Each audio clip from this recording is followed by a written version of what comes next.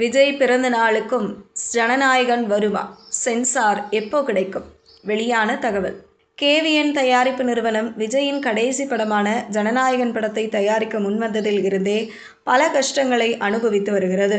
இந்த ஆண்டு ஜனவரி மாதம் 9ஆம் தேதி ஜனநாயகன் வெளியாகும் என அறிவிக்கப்பட்ட நிலையில் வழக்கு, மறுதணிக்கை மற்றும் அரசியல் என சிக்கி சின்னாபின்னமாகி கடைசியில் மொத்த படமே லீக் ஆனது படக்குழுவை அதிர்ச்சியின் உச்சிக்கே கொண்டு சென்றது.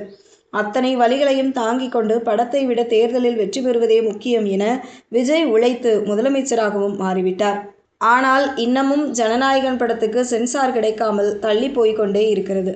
இதற்கான உண்மையான காரணத்தை படக்குழு இன்னமும் தெரிவிக்காத நிலையில் படத்திற்கான சென்சார் வரும் ஜூன் 19ஆம் தேதி கிடைத்துவிடும் என சினிமா வட்டாரங்களில் பேச்சுக்கள் அடிபடத் தொடங்கியுள்ளன.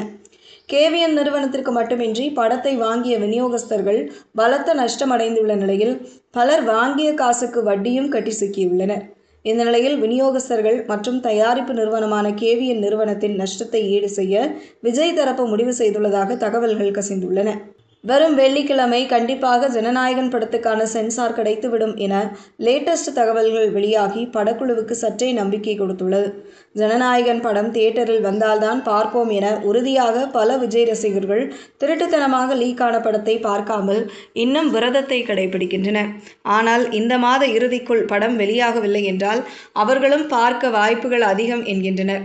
வரும் ஜூன் 19ஆம் தேதி சென்சார் கிடைத்துவிடும் என அதிகபட்சமாக கூறப்படுகிறது.